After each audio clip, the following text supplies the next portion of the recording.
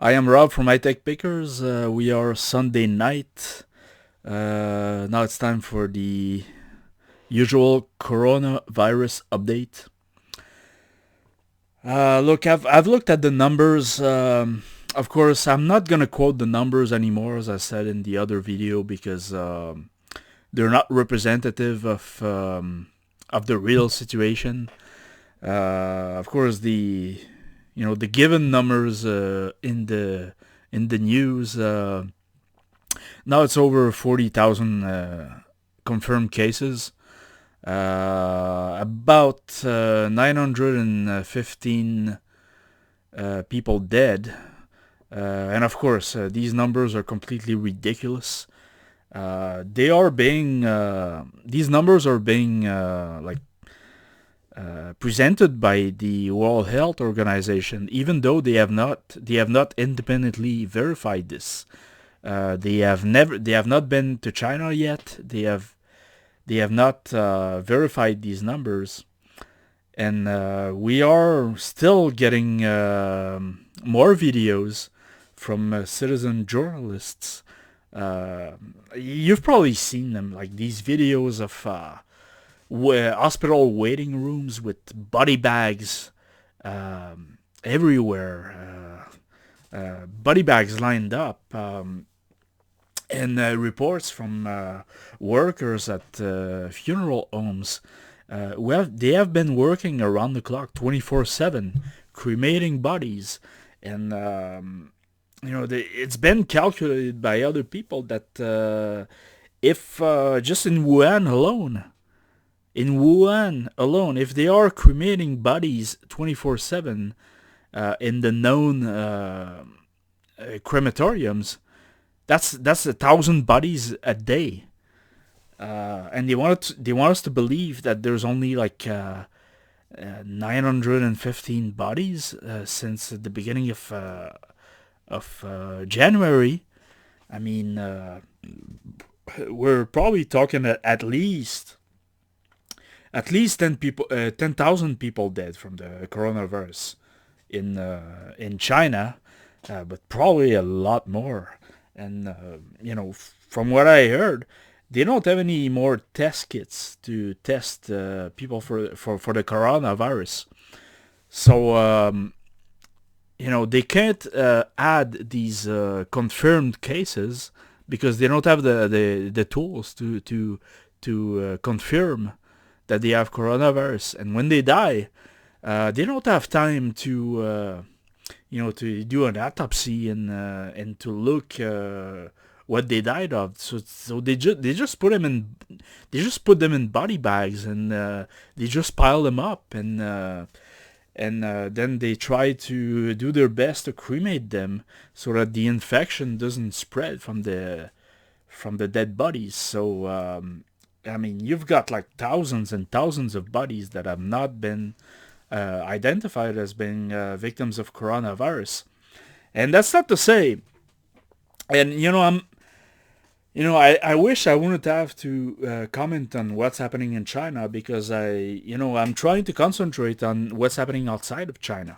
What's in it for us, because in China, you will never get the whole truth. You will never get the real picture as to what's happening there.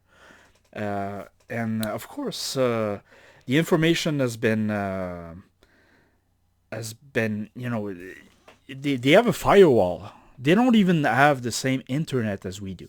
You know, they have a complete firewall so that information does not leak out of China. Everything about the disease since the beginning has been classified, and they're not gonna share it with the international community.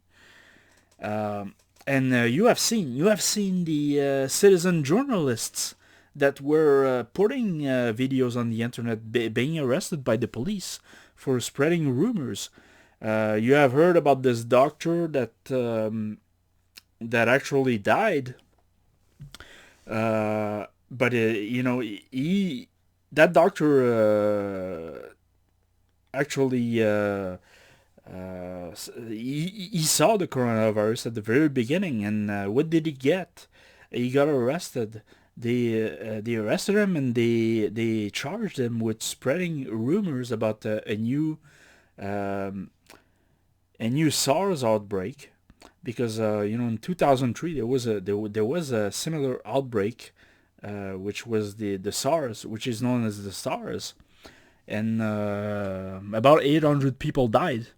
In fact, in Canada, in Ontario, there was an outbreak in Ontario at that time.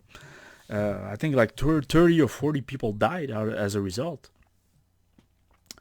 And in Hong Kong, they probably lost like 300 people. So people kind of remember that. So when that doctor, he talked on the internet to his to other doctors, he said, there's a new SARS outbreak in Wuhan, and it's coming from the animal market. And what did he get as a result? He got the police coming to him. He got arrested, and he died not long ago from being infected with the coronavirus himself. Now, look, I'm not gonna try to find out the truth about this. Many people think that the police killed him to shut him up. So we will never know the truth about this. But it's really sad the way things are dealt with in China. But that's the way it is. If you think about Muslim countries, you have a similar situation where, imagine if you are in a Muslim country and you draw a picture of Muhammad, or you talk shit about Muhammad. They will kill you. They will put you in jail. They will cut your head off. So China is not the only regime uh, that has no respect for human rights. But so that's it. So this is why I didn't want to talk about it too much, because, like, you know, uh, talking about China and human rights and the Communist Party, it's like opening a giant can of worms that you're gonna have endless stuff to talk about, and that's not my problem. My problem is thinking about what's in it for us, people outside of China, and now we have this disease coming, and this is exactly like Spanish flu all over again, and the this disease, it's so contagious. There's a good side and a bad side. Okay, um, so basically, this disease has a R naught of 3 or 4, according to some early estimates, which is twice the R naught of Spanish flu. Spanish flu has been estimated as having a R naught of 1.8, and now we're talking about like 3, 4 easily for the coronavirus. Um, so the coronavirus is way more contagious than Spanish flu was, and you know I don't think Spanish flu was contagious, and was being spread by people who were asymptomatic. But it seems to be it is the case with coronavirus, where people don't have any symptoms. They're in the incubation period, and they are spreading the disease. Um, so you don't know who has the disease, who's spreading it.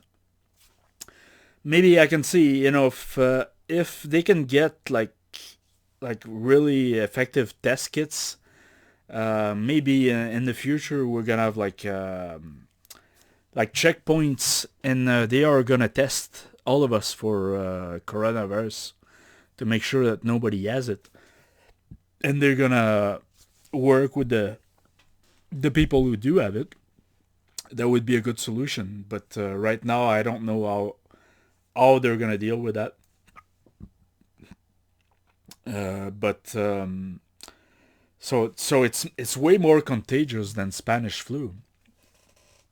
However, maybe on the bright side, and you know I'm saying the bright side. It's not very bright because we are looking at a very horrible year 2020 with this outbreak that has uh,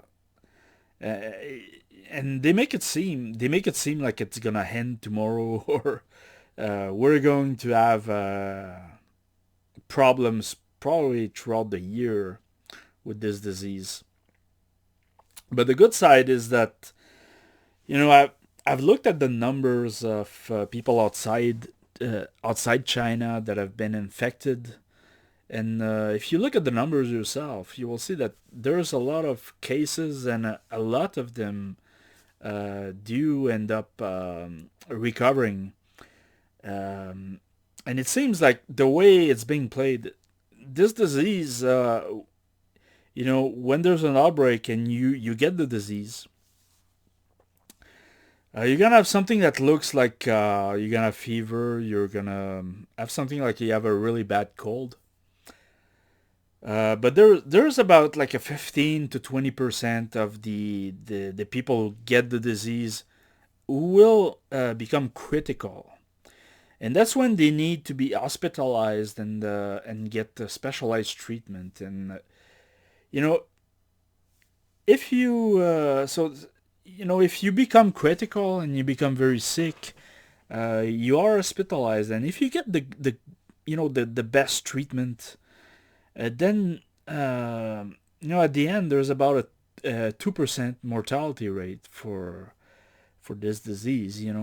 And probably that there were a lot of deaths at the beginning in China because their health system is not good, and they didn't have the doctors and the logistics necessary to to treat the people, to treat the patients who became in a critical state.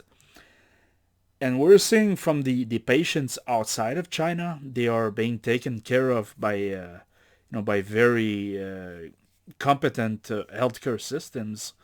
If you think about all of these people that they are taking out of that ship in Yokohama, and, and that ship is it's a barrel of monkeys. They're gonna find cases every day out of that ship, and it's gonna spread inside the ship while they're doing it. And I can understand the people who are stuck inside. It's like a prison sentence, and they've been told they were gonna be quarantined for 14 days. But if they're pulling cases out of that ship every day, they're gonna stay there for a month. I have no idea what's going to happen to them.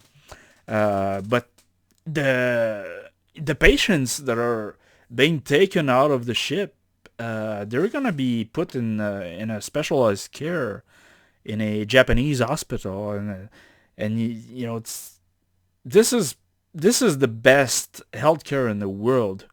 Uh, so likely you will have the lowest case mortality rate for these people, and they will be taken care of properly, even though it's not curable. But if you get your pneumonia taken care of by the best doctors, that reduces your case mortality, and you have more chances of surviving. So maybe that's the good side out of all of that. Of course, that disease is likely going to spread, to the rest of the world. So you're going to have big outbreaks. And even if you have only a 2% mortality rate, when the disease hits like the United States, there's like, I don't know, like 400, 300, 400 million people there. if you have just 1 million people who catch the disease, that's 20,000 people who are gonna die, even in the best case scenario. Even if they get the best healthcare, uh, like 2% are gonna die anyway. So it's still a catastrophe, and it's still something that we're gonna have to live with for a long time. We have really rough times ahead of us, uh, and of course, what we're gonna see is a situation a little bit like the one in China. When that disease starts spreading in countries that really don't have any healthcare system at all, like we think about India, Bangladesh, Myanmar, countries that are like really close to China, and now we're gonna see like case mortality rates that are gonna be much higher than the 2%. Um, we're gonna have like case mortality rates like 5, maybe 10% in these countries because people won't be able to get medical treatment. I hope our countries get prepared now, and because when there's gonna be an outbreak, we will need the extra manpower or medication or beds in the hospitals to take care of this. It's already hard enough. Like here in Canada, you go to the if you're sick, you're gonna go to the hospital and you're gonna wait a long time because there's a lack of doctors. So they really should get prepared for how is it gonna be when there's an outbreak, because right now there's no outbreak and it's already hard to have access to a doctor or to get proper healthcare, hospital bed. So this is you know I think at this time we all need to be prepared for this thing to come to our countries eventually. This isn't just gonna be like a Chinese thing. So like the first thing, like I said, be prepared. In the worst case scenario, if you get the disease, then you have like more than 95% chance of surviving. And if you survive, then you will be immunized. That will create what's called a herd immunity in the population. So at some point, the disease will be stopped because of all of these firewalls in society. People who are immunized and actually protect the others from getting the disease. Uh, so even if you get tested positive, then that doesn't mean it's the end of the world for you. You have more chances of surviving than dying. Uh, but you should have a plan just in case you become one of those critical people, which are like 15 to 20% of those infected. You should have a plan to get how are you going to get medical treatment? Where are you going to get medical treatment if you start having pneumonia or if your situation worsens? You should have a plan in advance, to get good medical treatment as fast as possible. And that's gonna help you not being, if you don't want to be part of the statistics, the bad statistics.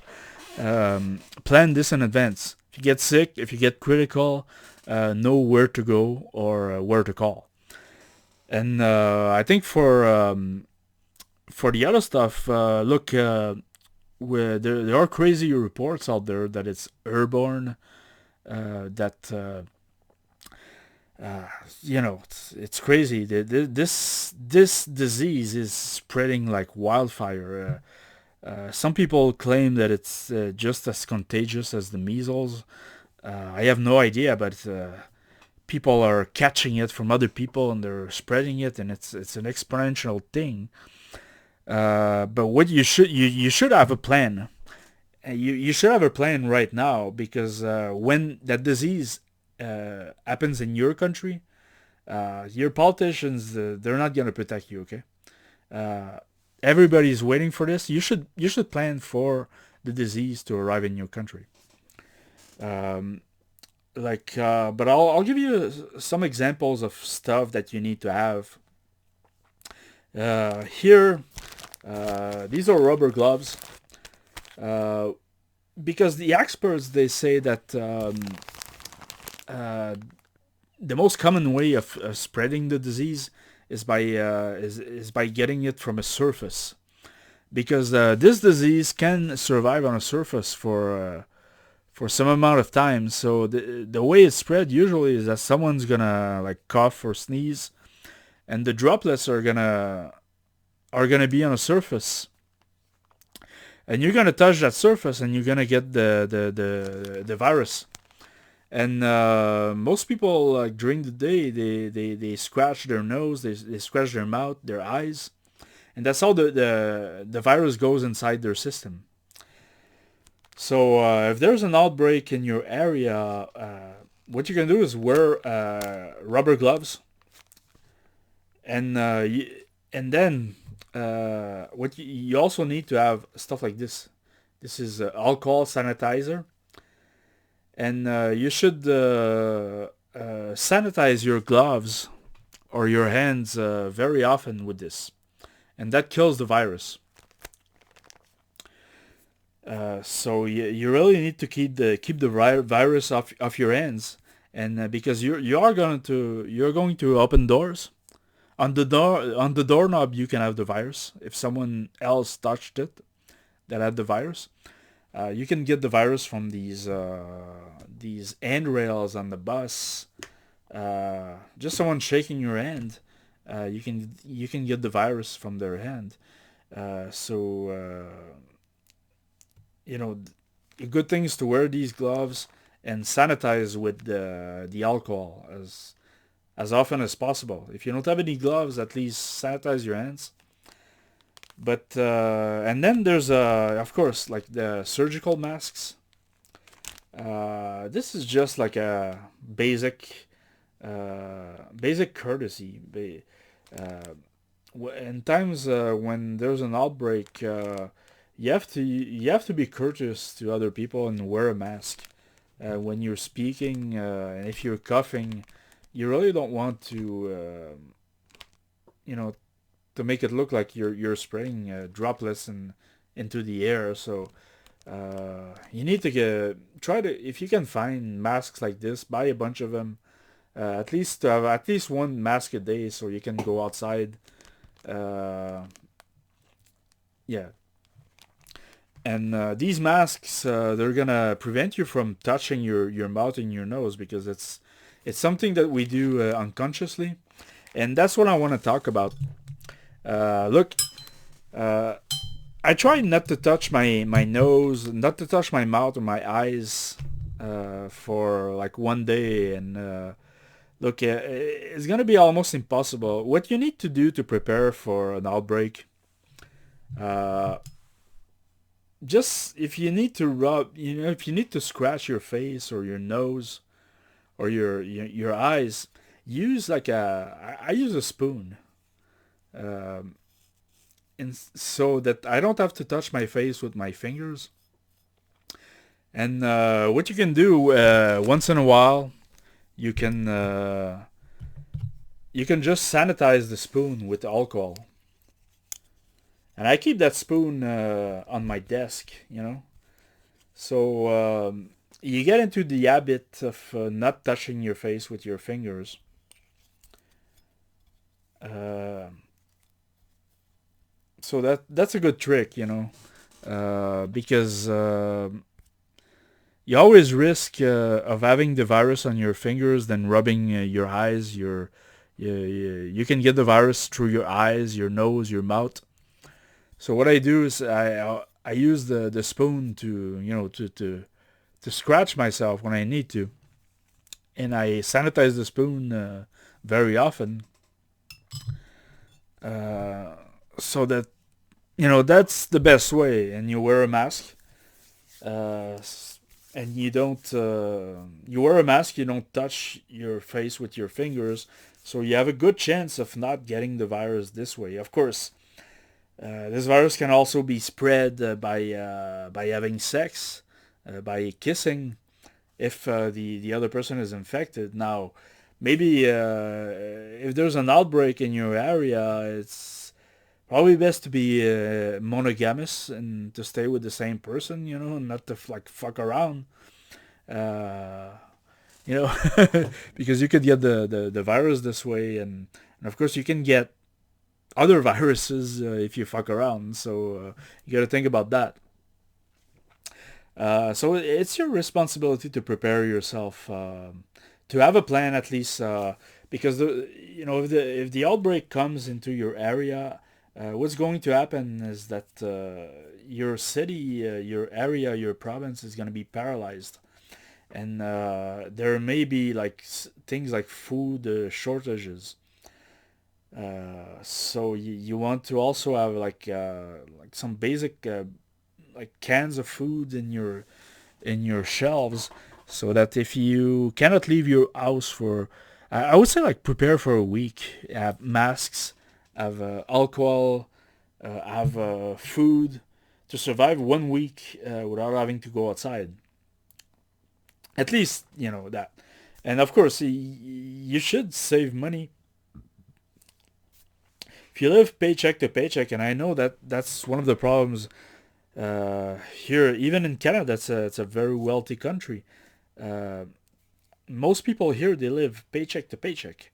If shit hits the fan, if they have to stay home for a week, they're not gonna have any money at the end of the week, and it's gonna cause them problems. So you should always try to get an emergency fund in cash, so that you can survive if you don't have any revenue for a while. And I'm seeing, like, you've probably seen, like, the acts of violence that are beginning to happen in China. You've seen that guy who got the crap beaten out of him by other Chinese guys with these big poles, and I mean, it's disgusting. But you're gonna see a lot more and more of these acts of violence happening, because like, the people of Wuhan, they've been like they've been quarantined for more than a month. Most of these people, they don't have any money anymore. They don't have any food. There's gonna be a famine at some point. The shelves and the stores are gonna be empty, and people won't have any money to buy the stuff. China is a poor country. Most people are really poor. Uh, Most people can't live for a month without working. I mean, and we're starting to see a lot of violence spread, which is predictable in a situation like this. We're gonna see, like, really tough images in the coming days, and there's no end in sight for that thing. The numbers of people getting sick, people dying, it's just going up every day. And the numbers that we're being told about in the media, of course, I know that it's a grain of salt compared to what's really happening. Uh, Now, I estimate that there's probably like around 400,000 people infected in China of that virus, and the dead people is at least 10,000, but it's probably more than that. Very tough times ahead.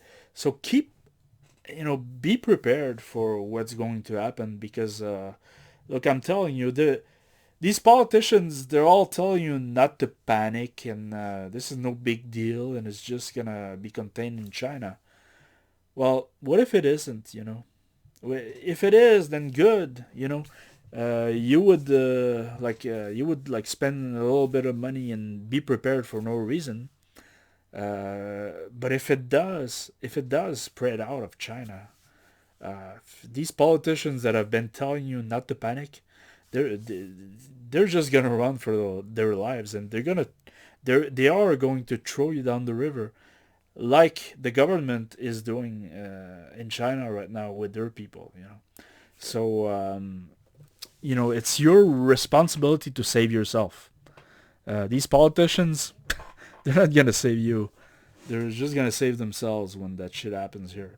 So look, I'm Rob from My Tech Pickers. I hope we get to talk again tomorrow, or maybe the day after tomorrow. I'm gonna keep monitoring this situation. And in the meanwhile, please subscribe to my channel and like this video if it's been helpful to you. And I'll see you soon. Okay.